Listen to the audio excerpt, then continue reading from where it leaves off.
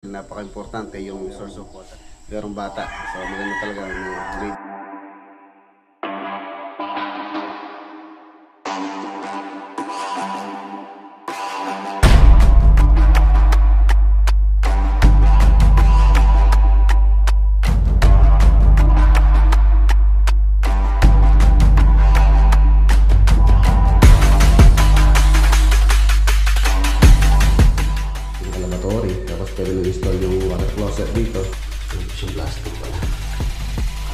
Okay na po rito kung itirhan lang na check nyo muna yung ceiling kung tingnan natin kung aabot pa po or kasya pa yung budget ni Paring Mike. Pwede mo isapit dyan, pwede kang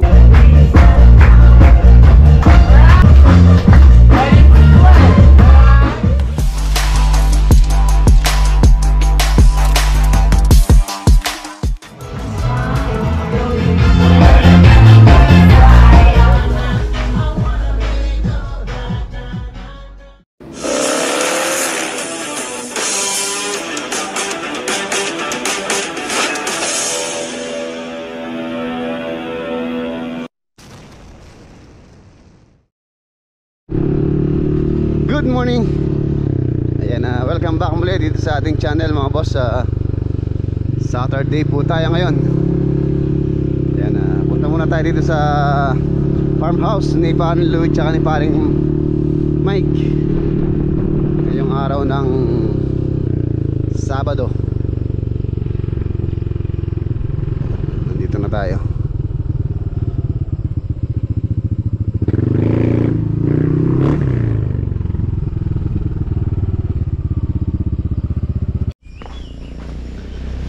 Ayan, wala daw po sina Paring Louie.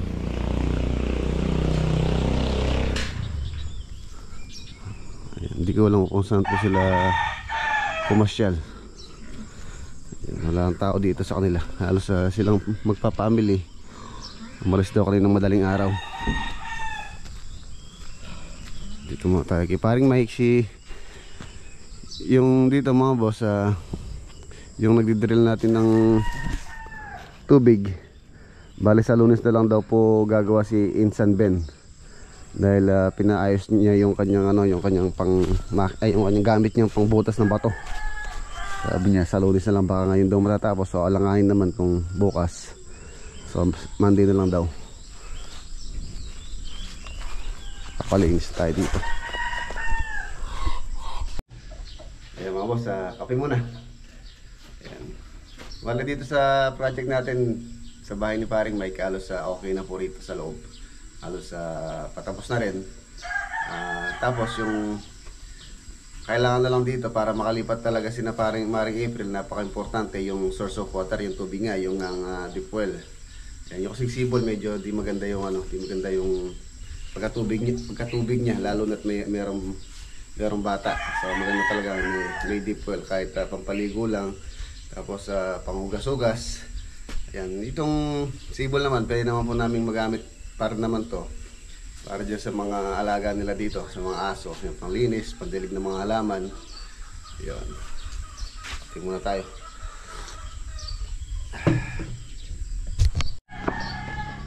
Silipin ko muna yung pinakawalan namin ni Paring Denden na dito. Na isda, karpa. Ayun. Ayun, tumakbo po siya. Hindi natin maanina gawa ng medyo malabo na yung tubig. Tapos medyo maraming, hindi ko alam kung anong halaman po itong tumubo rito. Para hindi naman siya water lily. Pagka ilinisin natin gilid.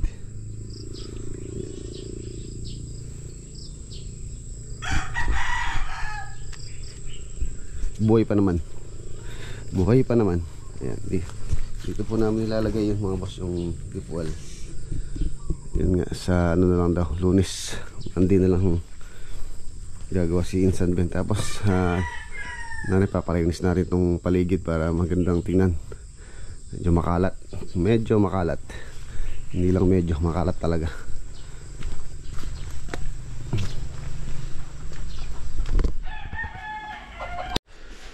Ito sa master po ako halos okay na rin naman dito.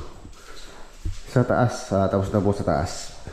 Kung lilipat man sila, pwede sila sa taas habang may gumagawa rito sa ibaba. Yan. Yun o. Kompleto na pala to. Ito na lang kanyang pinaka-lavatory. Tapos pwede nang install yung water closet dito. Buksan natin ilaw. Maliwanag po siya. Maliwanag po yung sumitana rito. Kahit walang ilaw sa maliwanag din. Tsaka dito. Ayun. Wow. Yung shower area. Grout na lang po. Tapos install na yung kanyang pinaka-shower bulb tsaka shower head. Meron na siyang floor drain. Yung floor drain po niya is pop-up. Yan. Dininan mo siya. So, totally close siya. Pwede mo siya lagyan ng tubig. Kahit punuin hanggang dito. Maaari. Tapos kung gusto mong i-drain, i-press mo lang ito. Usa siyang aangat. Ayan. Ayan ako mga buha-buhang yun. Ayan siya. Ayan siya. Ayan po siyang plastic pala. Mahirap iangat. Pop-up.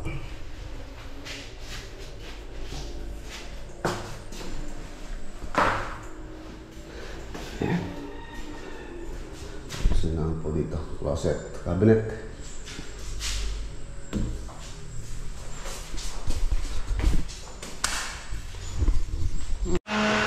Ayan na mga boss, nandito na po tayo sa, sa farm.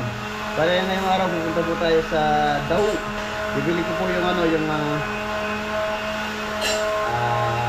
water pump, motor, tapos pressure tank, tapos storage tank na dadalhin po natin sa sa Masantol.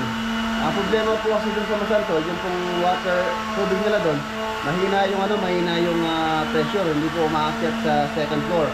So ang gagawin po natin, palalaksin natin, bibili tayo ng storage tank, motor, tapos pressure tank. Pupunta po tayo ngayon sa Daw para ma-ready natin. Pagkapunta po natin sa Masantol, may dala na natin tapos may install natin para po lumakas yung tubig doon. Para matesting din yung CR sa taas, yung water line. Para matesting kung may leak. Simula daw po sinong nagawa yon, yung tubig doon, halos hindi pa nagagamit yung CR sa itaas. So may posibilidad na hindi pa na-testing yung kanyang sahig kung walang tagas sa ilalim. Tapos yung water line niya kung walang leak sa mga dugtungan.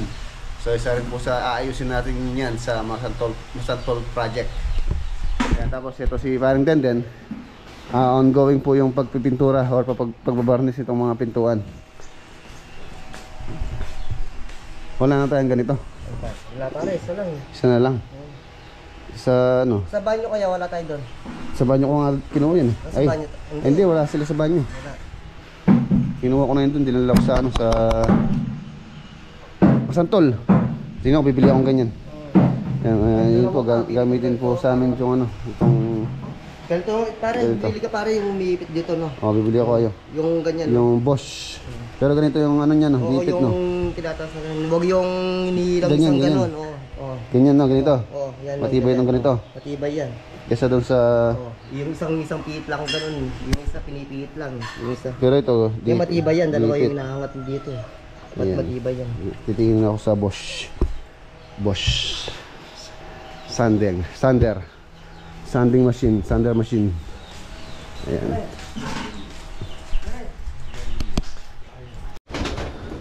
Pakainin po natin yung aking mga lagang mga kalapati. Ang dami-dami nila, 2, 4, 6, 8, 10, 12.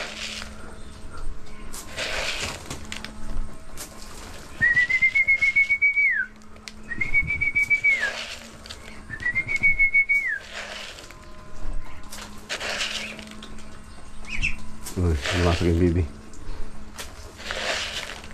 Ako na.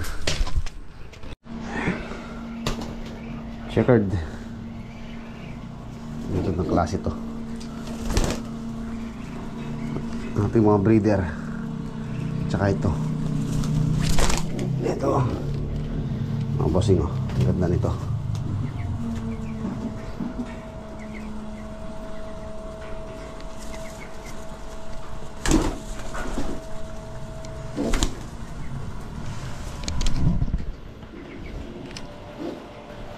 Ito yung maganda. Ito yung magaling dyan.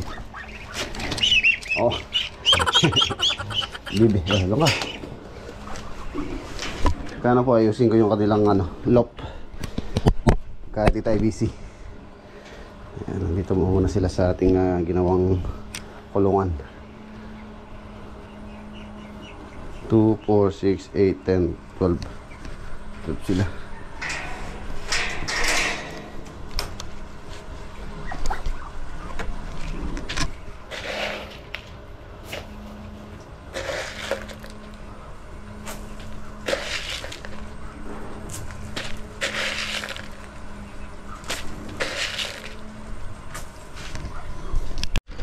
Yan, puntahan po natin si Kapitan. Tingnan ko yung pinapagawa ko sa kanya. Wala yatang tao. Wala yatang tao.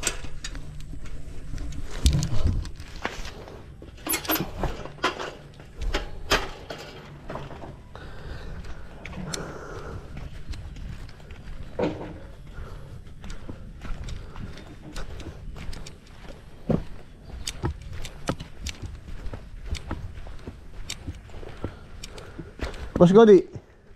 Ayun tabi, maglapo. Malis. Ha? Yo kuya. Magalit ka to, hindi ba ang pagkain? Skills oh. Wala pala si Kapitan. Malis. Tara. Malis na po tayo. Maaga tayo. Sabado ngayon. Saturday.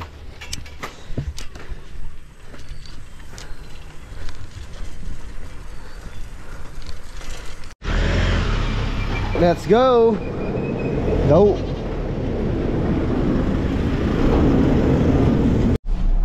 Ayan mga boss, on the way po tayo papuntang Dao. Tapos birthday po pala ngayon ng isa sa gym squad, si Eddie. Kuya Eddie, birthday niya ngayon. Ayan, binabati ko ng maligayang kaarawan si Kuya Eddie ng gym squad. Sana marami pang birthday ang dumating sa'yo. Siya nga pala birthday kahapon ni Utol, pero ngayon din po nila gaganapin yung birthday. So hindi ko alam kung makakapunta tayo sa birthday ni Eddie. So tingnan na lang natin mamaya kung ano yung magiging ganap. Ayan, nandito na po kami sa Dao. Kakantas muna ako dito sa may Dao Agri. Tapos titingin tayo ng yung pinabibili ni Parang Den, yung ating Sa may boss? Oo, dyan. Dao Agri.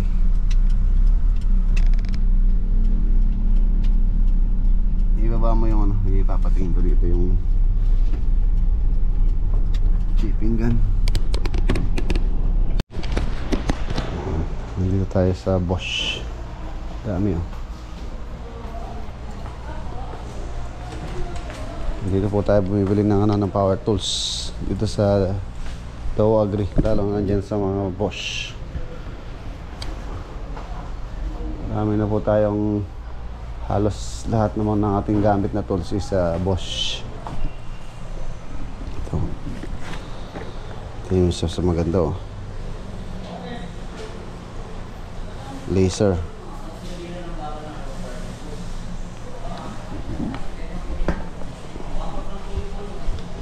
Laser yan.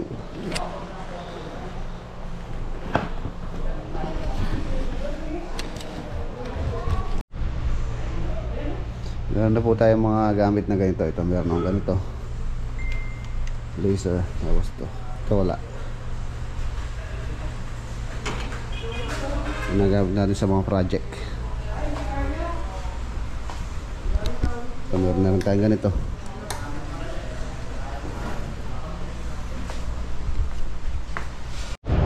Nag-canvas na po ako dito ng ng pressure tank tsaka storage tank. So canvas pa tayo dun sa sa may marina kung saan medyo mura syempre. Tsaka motor. Nandito na tayo sa Marina Arcade.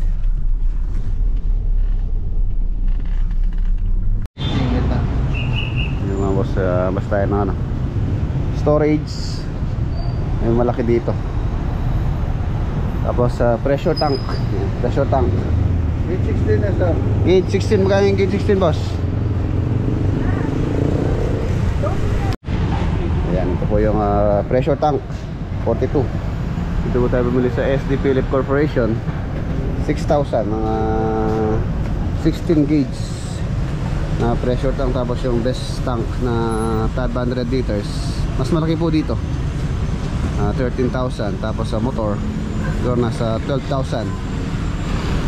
13, tapos 12, 25, tapos ito 6, alsa sa 30,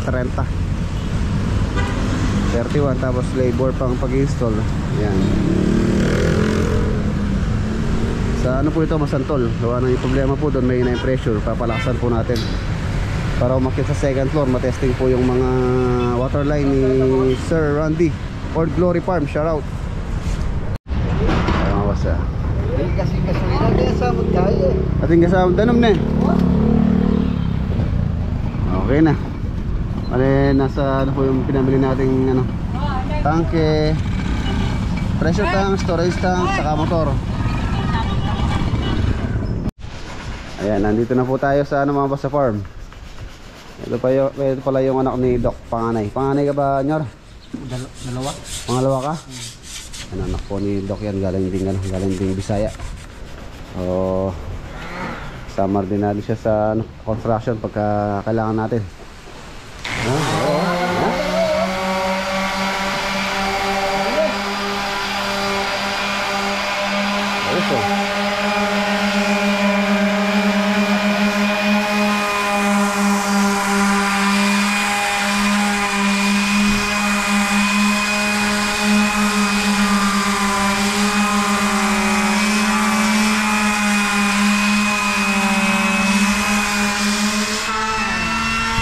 Dalawa.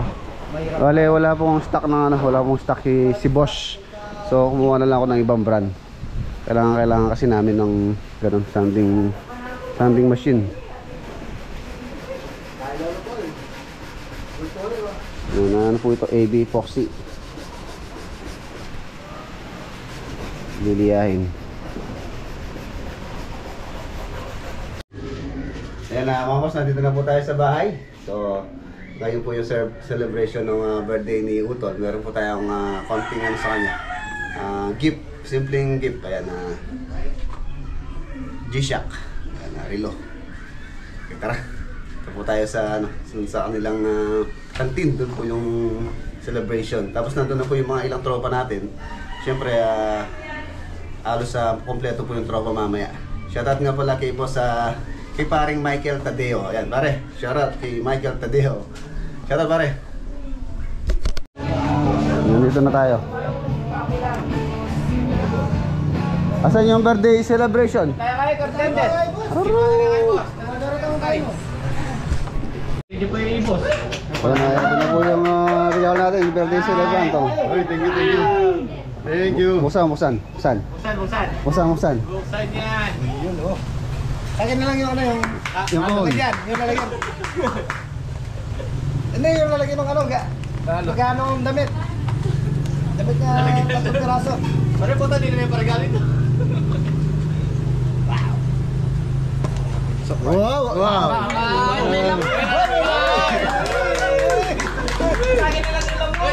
Hindi na malakita.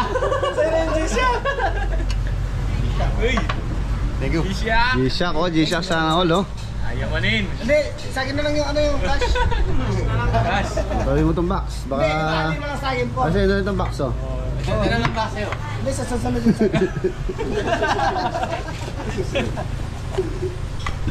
Happy birthday kay Kuya Eddie. Boss, tagay! Tagay. Nasa pang 2. Yung squad. Happy birthday sa mga happy birthday. Suwag mo muna akong kasya, baka hindi kasya yan. Kasya kay Marlon. Oo, kaya kay Marmol, kaya sa akin. Hindi, masing katawag. Adjustable.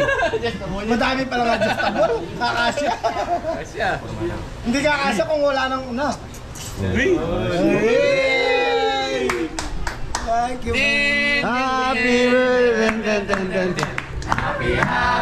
Happy birthday. Sa'yo ang inuman, sa'yo ang pulutan. happy birthday. Sana'y malasing mo. Uwi pa tayo.